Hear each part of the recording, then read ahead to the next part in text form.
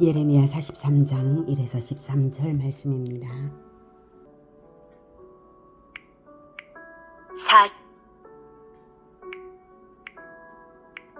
43장.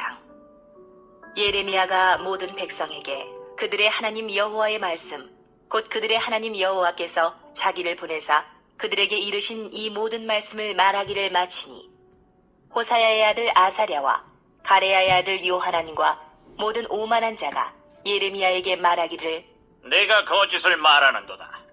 우리 하나님 여호와께서 너희는 애굽에서 살려고 그리로 가지 말라고 너를 보내어 말하게 하지 아니하셨느니라. 이는 네리야의 아들 바룩이 너를 부추겨서 우리를 대적하여 갈대아 사람의 손에 넘겨 죽이며 바벨론으로 붙잡아가게 하려 함이라. 이에 가레야의 아들 요하난과 모든 군 지휘관과 모든 백성이 유다 땅에 살라 하시는 여호와의 목소리를 순종하지 아니하고, 가레야의 아들 요하난과 모든 군 지휘관이 유다의 남은 자, 곧 쫓겨났던 여러 나라 가운데에서 유다 땅에 살려하여 돌아온 자, 곧 남자와 여자와 유아와 왕의 딸들과 사령관 느부사라단이 사반의 손자 아이감의 아들 그다랴에게 맡겨둔 모든 사람과 선지자 예레미야와 네리야의 아들 바룩을 거느리고 애굽 땅에 들어가 다바네스에 이르렀으니, 그들이 여호와의 목소리를 순종하지 아니함이로라. 사랑하는 형제 여러분,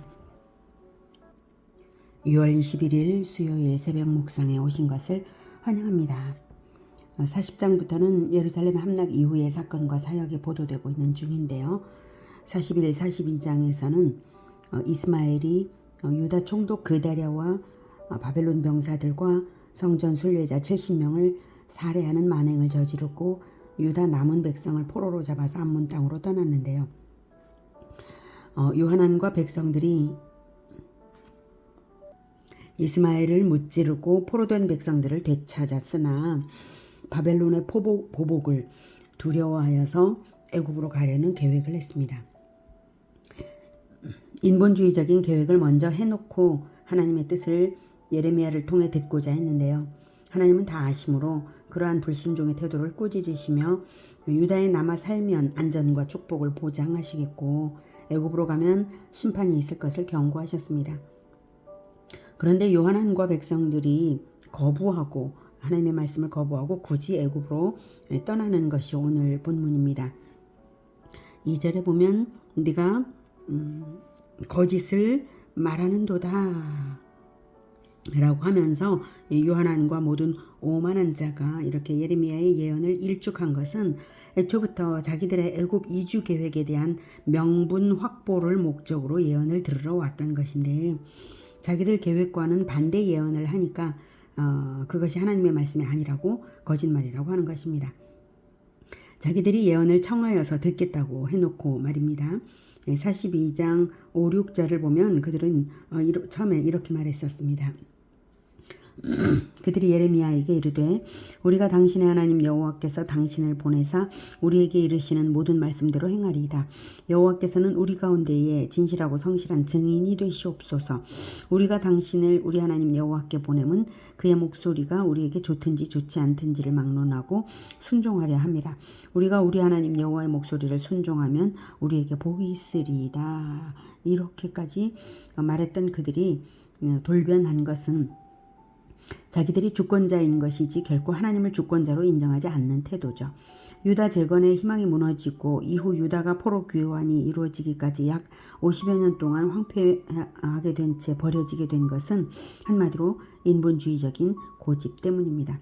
이스마엘의 악행이 결정적으로 백성들을 불안하게 했던 것이 사실이긴 하지만 하나님의 그러한 축복의 권고를 무시하고 고집대로 한 것은 결국 하나님을 주권자로 섬기지 않는 점에서 이스마엘이나 요하난 무리나 똑같기 때문입니다. 인류 역사는 한마디로 하면 하나님이 주인이냐 인간 자신이 주인이냐 이 영적 전쟁이라고 말할 수 있겠습니다.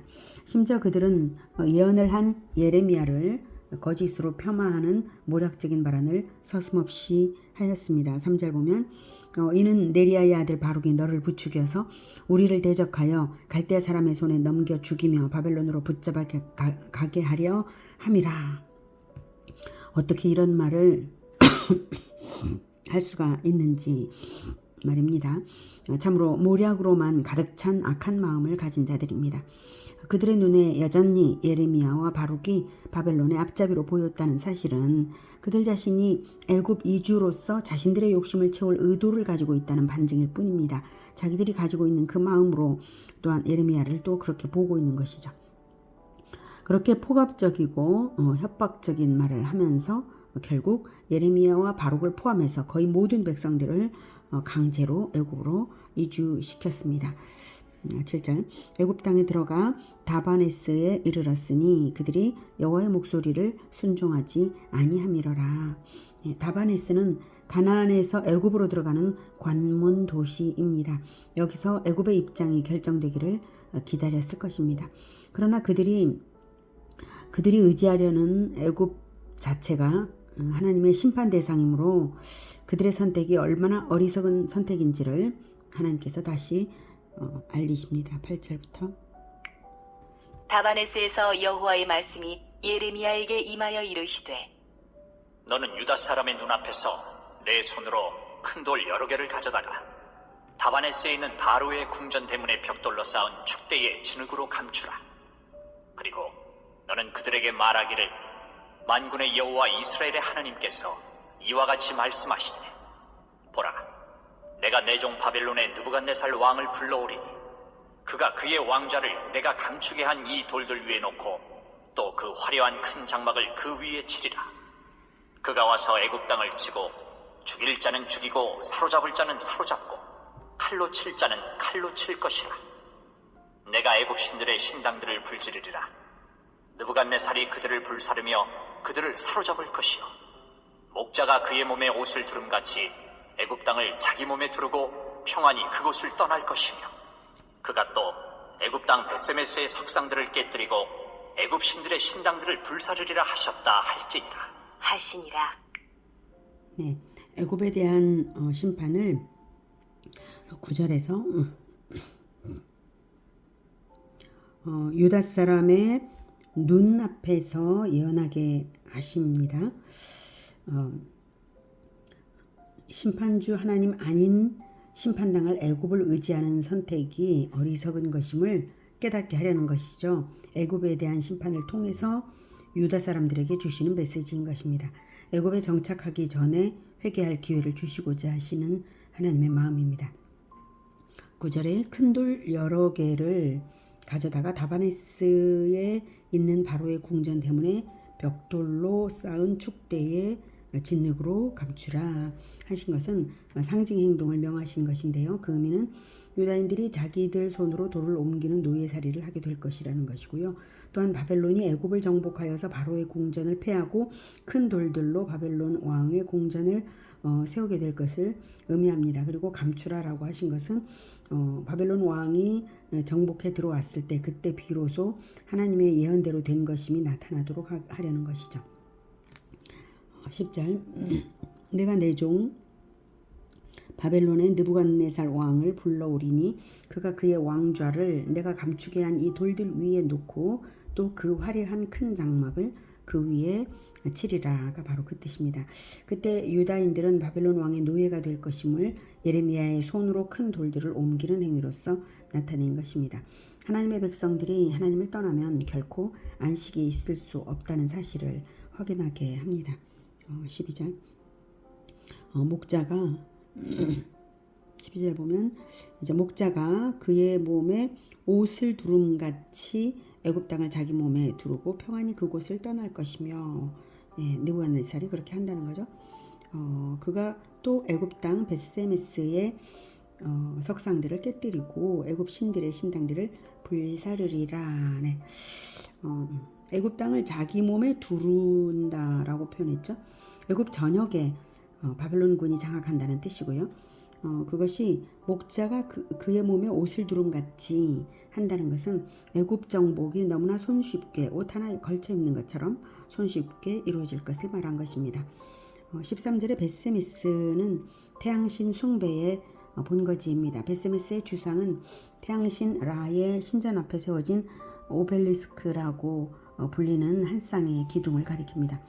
그것들을 깨뜨리고 애굽 신들의 신당들을 불사르리라 선언하신 대로 애굽 전설에도 남아 있는데요. 애굽인들은 말하기를 애굽이 유대인들을 받아들였다가 바벨론의 침략을 받았다. 그래서 40년 동안 나라가 황폐해졌다라고 말했습니다. 이 예레미야의 이 예언대로 된 것이 유대 역사가 요세푸스의 기록에도 남아 있는데요.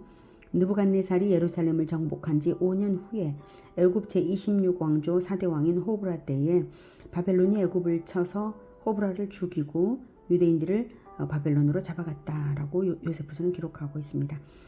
바벨론의 비문에도 느부갓네살 제위 37년에 애굽을 정복하고 많은 노량물을 바벨론에 이동시켰다는 기록이 있습니다. 오늘은